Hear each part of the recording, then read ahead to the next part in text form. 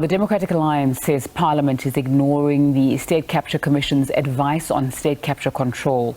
Last year, the National Assembly's Rules Committee accepted President Cyril Ramaphosa's implementation plan for the report recommendations, but little progress is said to be made. Let's get more on this. I'm joined by DA Chief Whip Siviwe Gwarube. Thanks so much for your time on SABC News this evening. Can you briefly outline your concerns about the state capture inquiry recommendations in Parliament? Good evening, Zinga, and good evening to your viewers. Look, we are deeply concerned, and as expected, because a year after the final tranche of the Zondo Commission report was tabled in Parliament, we are yet to see any kind of implementation. Instead, what we are seeing is a growing hostility from the ANC towards the actual report, its standing, and an attitude towards the recommendations that it entails. And by that I mean we are starting to see that the Rules Committee has been tasked with taking apart the report. We did the work last year of detailing that there were 11 recommendations that were made by the Commission, which Parliament would look at in terms of desirability, in terms of implementation, but also look at in terms of the context of where we come from, understanding that Parliament was found wanting in its ability to hold government to account and, in effect, being able to put a stop to state capture. So understanding that we are coming from that context, it now means that there has to be changes that are made. But increasingly, we are seeing the ANC start to tear apart and talk about, well, these are only recommendations. We don't actually have to take on board these recommendations by the report. Things like saying that the report actually is an overreach, when in fact we've spent R1 billion on this commission to make these recommendations so that we can strengthen our institutions and make sure that we firewall them against the weakening in the fight against corruption. Siviwe, were there timelines for the implementations of these recommendations? One, and two, the ANC chief Whip Phemi Majodina is quoted as saying, as Parliament, we must ensure that committees finish with the state capture report. There have also been workshops held with the chairpersons of the NCOP and in Parliament.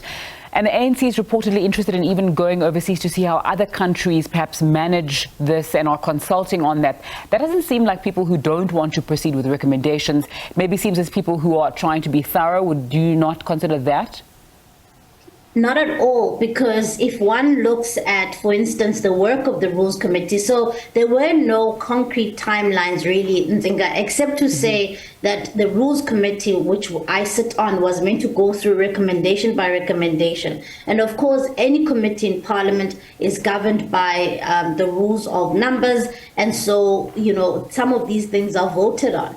And so one of the first things that we did as the Democratic Alliance was to propose a raft of proposals around how do we make question and answer sessions in Parliament a lot more rigorous, a lot more detailed, so that we can extract a lot more answers from the executive. We wanted to reintroduce interpellations in Parliament. That was voted down by the Rules Committee. We've been wanting to make sure that, as per the recommendations, we introduce a portfolio committee that would look at the presidency, especially looking at how the presidency has grown over the years. We've got 3 sitting ministers within the presidency. It now only stands to reason why there should be a portfolio committee that looks at the presidency in its entirety. And remember, this is not just something that's just come from the Zondo Commission report. This has been something that has been coming for many, many years. Instead, then the Rules Committee says, let's go on a study tour rather to go and see how it works in other countries. And in our view,